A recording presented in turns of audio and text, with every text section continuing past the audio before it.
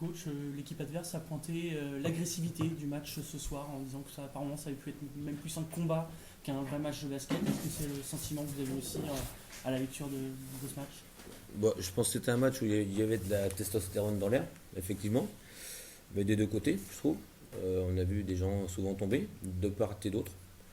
Ça a été un beau combat. J'ai énormément de respect pour cette équipe de Grèce Oberhofen qui, à chaque match, démontre qu'en jouant crânement sa chance, tout est possible. Ils l'ont très bien démontré ce soir en nous posant beaucoup de problèmes. Alors, ça a été un match âpre, évidemment, mais de là à dire qu'il y a eu de la surréactivité, je ne suis pas certain non plus. C'était un match dur et c'était un match comme on attendait, comme je l'ai dit avant qu'on le joue. Ça sera un match où ça sera l'équipe qu'on voudra le plus et qui gardera le mieux ses nerfs, qui l'emportera. Après, en termes de basket, on peut parler du contenu, mais au moins sur ça, on a été présent au niveau d'intensité qu'il faut qu'on ait sur un match de playoff, surtout sur une demi-finale. Pas dès le début, on pourrait presque dire, parce que le début de match a été très compliqué avant que vous releviez la tête. Qu'est-ce qui s'est passé à ce moment-là? Qu'est-ce que vous avez pu noter comme déclic? On a mis du temps à s'adapter à une défense qui a été proposée sur la triangle 2. On a trouvé des solutions ensuite. Et il faudra qu'on en trouve encore d'autres, je pense, parce qu'on peut encore faire mieux que ça, je pense. Et finalement, après, la machine s'est mise en route.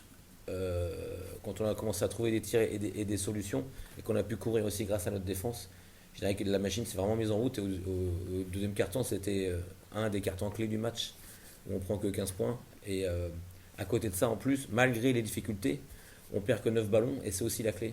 Parce qu'on sait très bien que si on perd des ballons face à une équipe comme ça, on s'expose à beaucoup de relances et de jeux rapides et de prises de tir en première intention dans un domaine où ils excellent. Et donc voilà, je suis satisfait de ce deuxième quart-temps, mais effectivement, encore une fois, on a beaucoup de respect pour cette équipe-là, pour les joueurs qui ont beaucoup de talent, pour le coach qui travaille très très bien. Et c'était un match très très très difficile.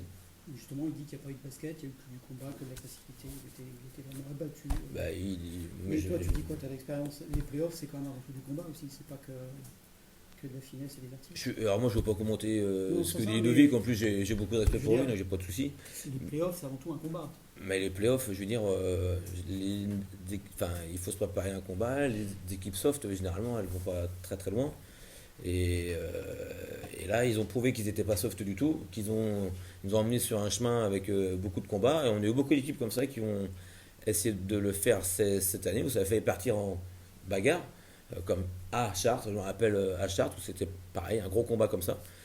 Donc voilà, après, le but dans ces cas-là, c'est de garder le sang-froid, justement de continuer à penser au basket et essayer de trouver des solutions. Voilà. On va pas jusqu'à dire que vous avez fait ça pour les faire déjouer, c'est votre style, de toute façon, quoi qu'il arrive. Mais nous, D'être physique, d'être. nous on défend. Voilà, on fait du mieux qu'on peut. Malgré tout, on prend 84 points. Donc c'est quand même pas si mal que ça. Je suis content qu'on ait pu marquer 96 points, surtout, c'est ça. Et puis, encore une fois, ils ont essayé de nous faire réfléchir sur une défense atypique. Et malgré tout ça, on perd que 9 ballons. Moi, c'est ce que je retiens. Tu as craint là, ce retour de folie là, quand ils mettent 3 paniers consécutifs à 3 points, s'enflammer là maintenant.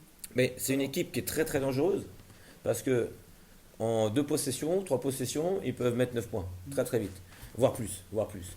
Donc si c'est pas contrôlé, ça, c'est dans nos basiques, c'est dans nos fondamentaux. Le repli, ralentir la montée de balle, toutes ces choses-là, si nous on n'est pas là-dedans, bah, on s'expose beaucoup. Et puis ils ont beaucoup je dirais de quick healers. Alors des quick healers, c'est des systèmes assez rapides pour trouver des solutions de tir avec beaucoup de spacing. Et comme ils ont beaucoup de très très bons joueurs, de très bons snipers, c'est très très dangereux.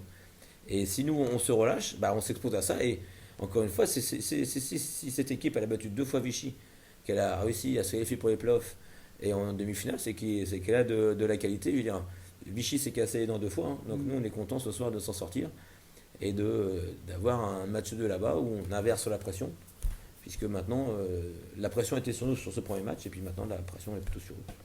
Il va être quand même un peu spécial ce déplacement, parce qu'on a vu que ça pouvait monter un peu dans les tours en fin de rencontre ici. Vous risquez d'être attendu pour le match. Ouais,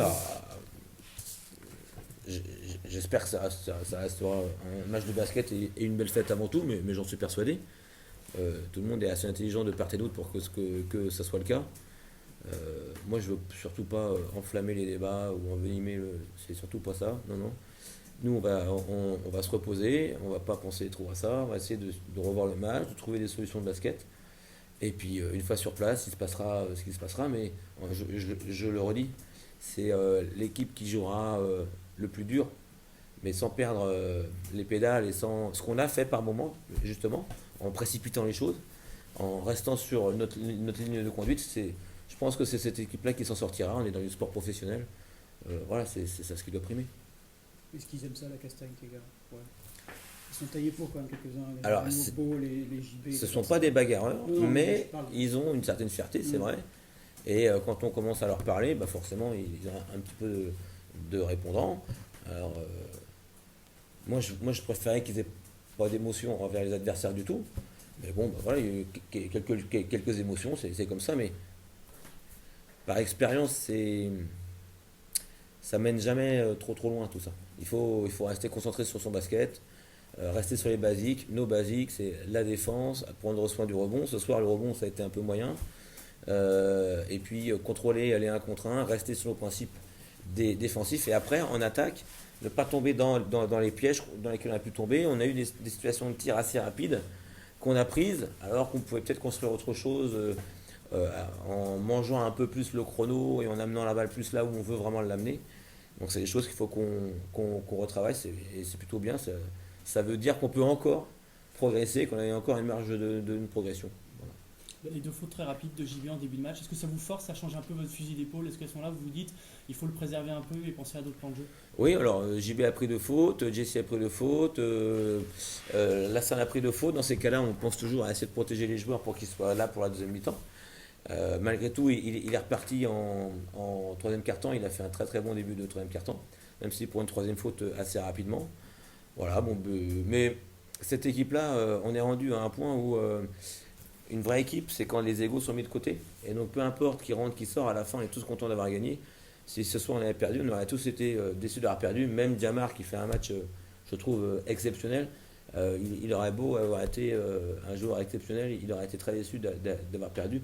On en est là. On n'est pas en train de chercher qui va mettre les points, on est en train de chercher qui va le mieux aider l'équipe pour gagner les matchs. Là, on est rendu à notre 3e match gagné en play-off. Notre objectif, c'est de gagner le 4e. Si possible, lundi. Sinon, il faudra revenir pour encore une autre bataille ici. Justement, vous allez là-bas quand même sans relativement peu de pression. Tu as le droit à l'erreur, c'est pas? Oui, on a le droit à l'erreur, mais nous... C'est facile d'arriver comme ça. Oui, encore une fois, je trouve qu'on a inversé la pression. Et que du coup, c'est eux qui ont la pression. Ils savent que s'ils perdent, c'est fini pour eux.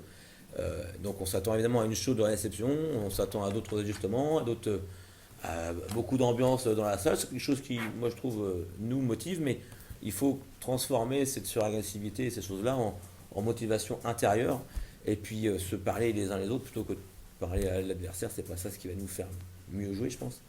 Donc oui, on est à la mi-temps du match. Il n'y a rien de fait. Tu parlais d'agressivité, le plus gringalet de tous, c'est pas le moins agressif, en l'occurrence, effectivement, Jean-Mardi, qui va se frotter au gros, qui répond, c'est un symbole. C'est un symbole, alors c'est un symbole de dureté et d'agressivité. On n'a pas besoin d'avoir des gros muscles pour être dur. L'intensité, c'est la concentration et c'est être alerte à tout moment. Pouvoir réagir, anticiper, se mettre en opposition, et c'est pas forcément... pour moi, être intense, c'est pas taper, et c'est pas les muscles qui font ça. Évidemment, quand en plus on a ce matériel-là, c'est plus facile, mais tout le monde ne l'a pas. Et même quelqu'un comme Lassane, comme Jamar, ils ont été intenses, mais avec leurs armes et leurs outils, et je trouve que Gris a été intense aussi, avec leurs armes, leurs outils. Ils ont joué encore une fois crânement leur chance. Et j'aimerais encore dire tout le respect que j'ai pour cette équipe et la manière dont elle est organisée, parce que ça fait 3 fois qu'on les joue, on est sur une 3e victoire, et on sait très bien que c'est jamais facile de battre 4 fois la même équipe dans le même championnat. Donc ça va encore être une belle partie, je pense, lundi. Juste pour faire le différentiel de lancer franc, le coach Anders s'en est étonné, 34 à 16, ça te paraît justifié? Je pense qu'on a essayé d'avoir... ils ont mis beaucoup de pression sur des joueurs majeurs. En faisant des boîtes, donc ils nous donnent beaucoup de force sur ça. Je crois savoir qu'il y a des fautes techniques qui ont été sifflées aussi, et ça, nous, on n'y peut pas grand chose. Voilà, peut-être qu'on est. Puis quand on tire beaucoup de tirs à 3 points, forcément il y a moins aussi de pénétration et de contact. Donc je pense que ça me paraît pas illogique. Puis après, j'ai pas revu le match, donc ça va être un petit peu compliqué de vous dire tout ça, mais c'est vrai que c'est une équipe qui artille beaucoup, qui ferraille peu, enfin qui ferraille peu, qui ce soir a peut-être moins ferraillé que d'habitude dans la raquette. Voilà. Mais je ne suis pas forcément choqué par ça.